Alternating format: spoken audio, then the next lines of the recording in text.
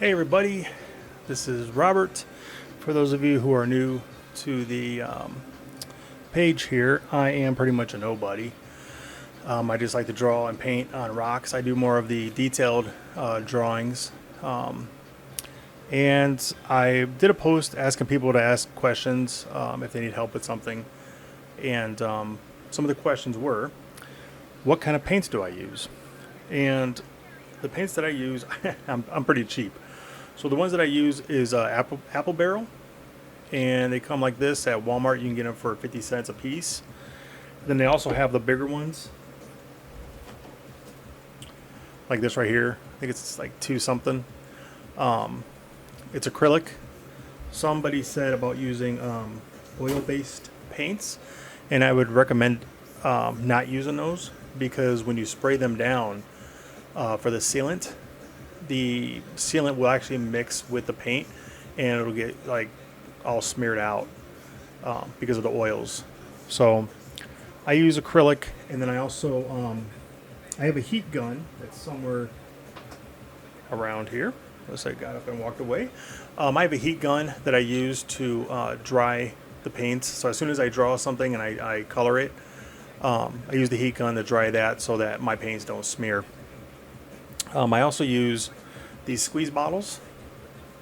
You can get these at Hobby Lobby. They're like $1 for like a pack of 2 or 3. I do this so that when I have a habit of wasting a lot of paint, so I can just pour just a little bit down and it'll be fine. I won't be wasting so much paint.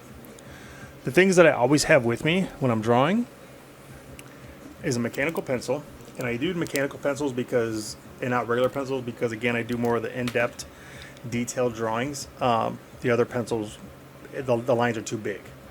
It might not make sense, but it makes sense to me. A couple of erasers. I always have those on hand. And then also Sharpies. Always have those on hand.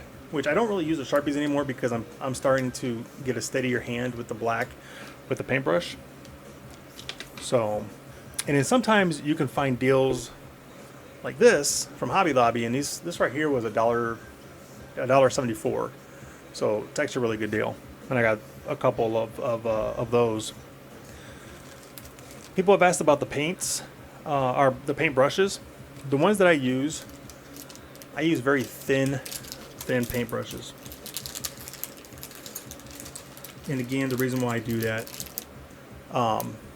is because of the details. Now, obviously, I don't know where my other paintbrushes went. These ones are here from Walmart, and they're terrible. I know you're probably thinking it's just a paintbrush, but yeah, they're terrible.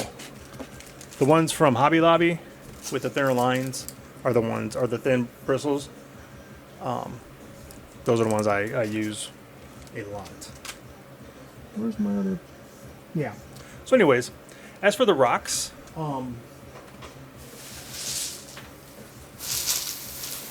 I started off because I said my sister and my nieces got me into this, and so we were using these little rocks. So, and I'll tell you guys this: whoever replies to this first, or whoever wants this bag, I have a whole bag of these little rocks. Some are the white shiny. I boiled some of them to get the oils off of them. So like, it's a whole bag of rocks, the small rocks. Whoever wants them, first come, first serve, they're all yours. I can't do anything really with them. Besides make the typical, M&M or thing like that. The rocks that I've used are like these right here. It's the flat rock here. I used to go to Green Thumbers, and they were like 41 cents a pound. And then after the event at the Silva's Hy-Vee, the meet and greet, I saw that theirs was 29 cents per pound. And I'm like, what am I doing spending 41 cents or 45 cents when these are 21 cents? And I bought a whole box of rocks. I got a ton of rocks. So there was that one, and they're all different sizes. So this is the smaller one, the medium one, and then the one I might do the Iowa Hawkeye logo again is on this humongous one right here. You can pretty much use any rock you want. I just like the smoother rocks. And somebody was saying that, you know, when they paint over the rock, there's still like the little dimples in it, or cracks. What I do is I paint over the rock with white, and then I take the tip of the paintbrush and I dab it into the holes of the rocks, or where the little divots are. Let that dry, and then I paint over it to try to smooth out or even out that part. People have asked what I use to seal.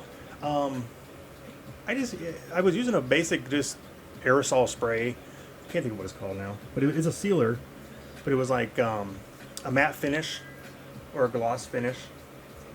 I was using Hodgepodge. I can't pronounce the word, but I was using that kind of spray. But it made the picture look very cloudy when it dried up. So now I'm also starting to use resin, which gives it that shine. But I only do it to the top and not the back because it's messy, and you have to mix it correctly or it doesn't come out right. The thing with resin is that if I try to use my heat gun on that, it doesn't do anything. It won't dry it. It basically just keeps it wet or moist. I've seen people use a torch gun, a mini torch gun, and the reason why they use that is to get the tiny bubbles out of the resin. Because if you let it set, the bubbles will set with the resin, resin. English 101. They will set with the resin, and it won't look very good. When I saw somebody at the meet and greet had a huge rock that they covered with resin, and it was beautiful. The way that it was sealed, oh my goodness, it was awesome. Somebody else also asked, what's the difference between QC rocks and then QC the space rocks? Not the word space, but there's a space in between it. I don't know. They're both for people showing off their rocks, and I kind of wish we could combine them because I know there's rocks that I've done that have ended up on their page. Because when I write QC rocks, I just write QC rocks, and when you put it in Facebook, it'll say QC rocks, then it'll say, like I said, the QC, then the space rocks, and so my thing is, as long as people post them, it doesn't really matter what page it goes on. I would like for it to go on this page, but you know, it doesn't matter.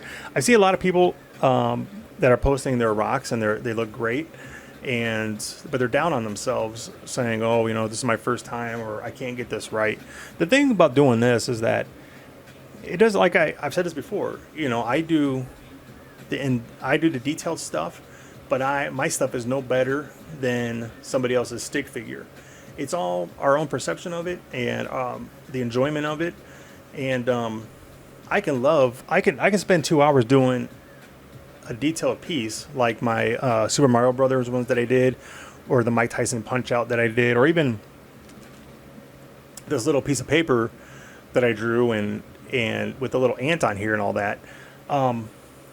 I can spend 2 hours doing that, but I'll fall in love with a piece that just has a heart on it, or somebody did a self-portrait, or not a self-portrait, but a portrait, or somebody doing a stick figure, or a Lion King theme, or anything like that, because it took that person time to do it. And that's what I appreciate about this, is because it's all artwork, and it doesn't matter if you're a Picasso, or a Bob Ross, or just a John Doe that has never picked up a brush before. If you put the time into it, that's what makes it a beautiful piece, and that's what I respect about people doing this kind of stuff. It's it could be deterring, you know, when you try to draw a straight line and it ends up crooked. And the other thing that people have asked me is, how do I do my straight lines so well? And I proved this at the meet and greet when I sat at the table with the 5 and 6, 7, 8-year-olds, and everybody's jumping around, and I'm like slowly trying to get this line for the Who Framed Roger Rabbit piece that I did. If you've ever owned a weapon, shot a gun, when you exhale, it's better to exhale and then pull the trigger. And it's kind of the same way with this, because you're releasing all that energy. And that's what I do. It's kind of funny because I'll literally just and then I'll inhale. And I know there's been times that I've even looked like old school Michael Jordan with my tongue hanging out, trying to concentrate on these lines. But that's how I do it. Somebody asked, why do I tell people, or why do other people say, okay, we're going to hide this around this location, or we're going to hide this here?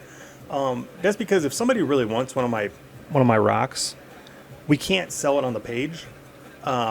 So I do commission stuff on, away from this, but it's so that if somebody's kid really, really loves it, I will give them a clue and I'll say, okay, yeah, this is going to go to Hy-Vee and on the Avenue, the cities. And I'll sit there in the dining room and just to see their reaction. I know that sounds kind of stalkerish after I said it now, but just to see the reaction, the joy they get from finding them. So yeah, I was talking to Ron about this. I think, I apologize if that's not his name. He was the head guy that did the meet and greet. Anyways, we had talked about doing this with the camera at the next meet and greet in September, where I will go around and talk to some of the artists and then put it together. We could post it on the thing here. Another kind of question, Q&A.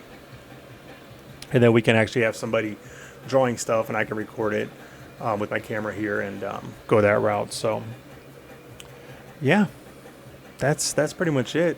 If you have any more questions, by all means, put it in the comments and I'll answer them. Or if anybody else wants to chime in and answer them. So, like I said, I'm nobody to this. I just enjoy doing it. I'm nobody special. So.